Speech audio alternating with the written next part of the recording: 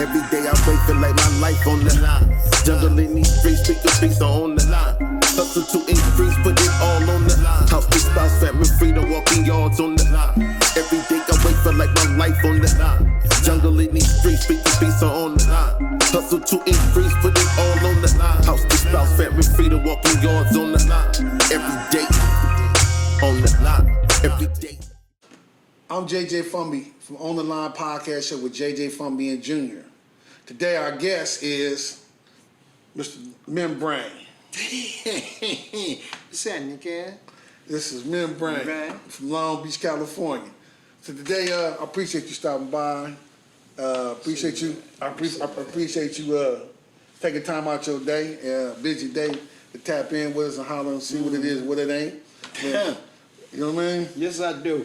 And I ain't gonna lie to you, I appreciate you for allowing me to kick it together. You know what I'm saying? You know how we do. Gotcha, sir. From day 1 to day 2, 3, 4, and beyond. Yes, sir. You know what time it is, yes, man. Sir. You yes, know, sir. real nigga, no real nigga. Yeah, got you.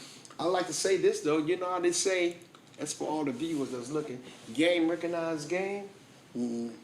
The gangster in you recognize the gangster in me. The gangster in me recognize the gangster in you. The fool in you recognize the fool in me. Am I lying, man? No, I preach, teach and teach at the That's how we same time. doing this shit like that, man. You know? Yeah, so, we've talked many of times, regular off camera. Just, Yes, we have. You know what I'm saying? And I'm just glad that you found some time to come in. And I did change your schedule to come tap in and sit down with us, and appreciate that. I appreciate that. You know, I got nothing but love and respect for you and honor you, man. You know what I mean? So today, I want to ask you some serious questions about your upbringing, your lifestyle, this and that. Anything that you like to not talk about? No, I don't give a damn. Shit, I already been busted. Shit. How many times you been to prison? Oh no, I don't even count them. It's just that I just been there, man, and was, it wasn't the weakest link. That's what I would like to say about that for now. Okay, You know what time it is, man. Back and forth and back since juvenile. I got you. I understand that. And if I was to elaborate on that, I would like to say this. That's why prison really wasn't that hard for a nigga. Because I met the same niggas that I was in juvenile hall with. Speak on the teaching. Talk to We them. was, all of us was going up the rankings. At least 70 to 100 of us, cuz, and every set is like, nigga, shoot. I remember people like Russell Capers, cuz, from Harlem Godfathers, cuz. Them niggas, we was juvenile hall. I remember this blood nigga named H-Bomb, cuz, LP, cuz. I know him. But we running into each other throughout the system, you know. Like a dude named, he's a Bloods, homie, that was less hard than a motherfucker, cuz, as well as the other Crips too and stuff like that, you know. Yeah, this dude named from Rolling 60s, they was hard in the paint though, you know what I'm saying, when we was young, coming up in the game and stuff like that. I know. Yeah. I was only Yeah, you just have to, man, he was a gangster, cuz, just gangsters, you had to be. Yeah. Because me and you the same caliber nigga when he came down to it. Now let me say this to the camera. Okay, I spent a lot of time in prison, but I'm the same nigga in prison that I was on the street. So now, with that said, I'm not kind of familiar with the street activities and events that much, so I won't be speaking on them, but I will tell you how we got down amongst the other our peers, the other gangsters around here. Yeah, I'm gonna tell you how we got down and how we like, can you see me? That's what, that's us, cuz, in the game.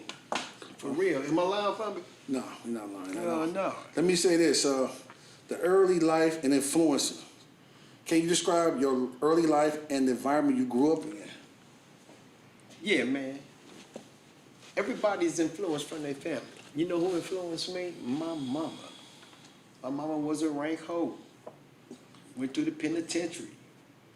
And came up out the penitentiary and became an evangelist. Now, I was affected that whole time in every aspect I just said. All the street game that I seen, first I seen it through mama. Through mama, you know. Like I was saying, okay, like when, if you don't mind, that's what influenced. So a little history right quick. In the 60s, Long Beach was known for their athletes and their scholars and stuff like that, you know, and the shipyard. 70s, the same thing, shipyard, but then came the bang. In the 80s, the bang got stronger along with the athletes and the scholars and stuff like that. And in the 90s, it was basically the same thing all the way up until right now. You know, that's how we got our reputation, you know what I'm saying? And we kept it, you know? That's some real stuff. Got you. What factors or influence that led you to become involved in a life of crime, including pimping and gang activity? I didn't know nothing else, cuz I never wanted to be no doggone fireman. I didn't want to be no doggone police. I didn't want to be no tough guy. I didn't want to be no nothing. I wanted to be a tough guy. That's what I'm trying to say. Hold up, I take that back. You know what I did want to be when I was younger? I wanted to be a trash man. There was some buff ass niggas, because back in the day, they'd take the trash can, lift it up, boom, boom, and throw it back and whip it around. Oh, to me, that was so impressive. But other than that, I wanted to be a Mac Daddy, a pimp, a tough guy. Nigga, don't fuck with me.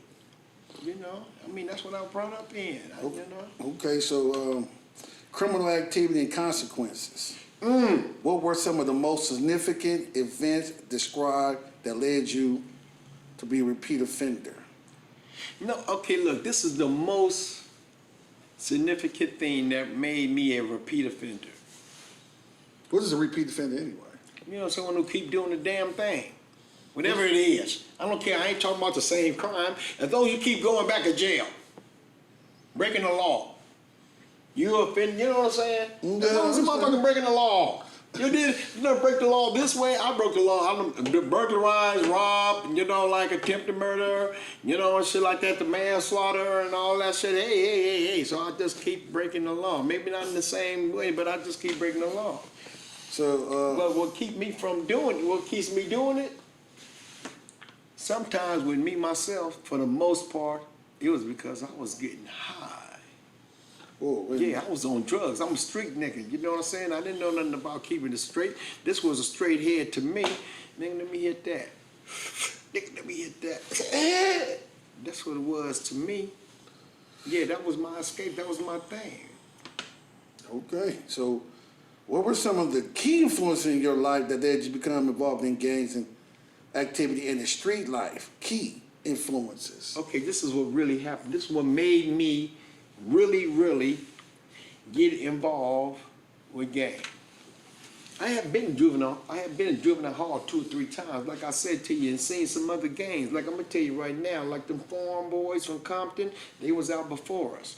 You know, like I say, Harlem was out before us. Hoovers, they was doing like this. They was out before us, and I witnessed them and stuff like that. True enough. Now, one day I came to the pad, and my little brother, which you know, if you know me, my little brother Bandit, him and his friend Roger Gaddams, better known as Cass, was in the crib, and they was discussing, you know, like, and Cass was trying to be a rolling 20. And he said, yeah, man, niggas is tripping, right? Pop, pop, pop, pop, pop. I looked up at him because I already knew some of the rolling 20s, you know what I'm saying? Because we was all friends anyway. I looked up at him, I'm like, nigga, shit, we create our own shit. Nigga, we strong, nigga, we can do this shit. You know, we go insane on the motherfuckers, cuz. That right there was the influence because of someone else that needed some help on the real. You know, I just let my gangster and their gangster get together and we just brew something. Get some niggas, cuz, that's like, put it on the map, cuz. Help us get on the map. You know, at the beginning.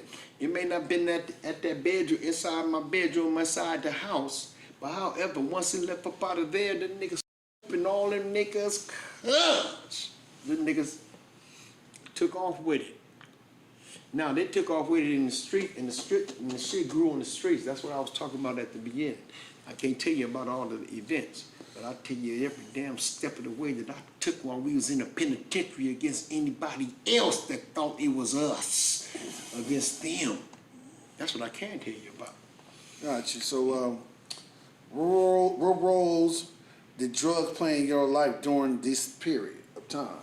Hey, at that time, the drug played a form of fun.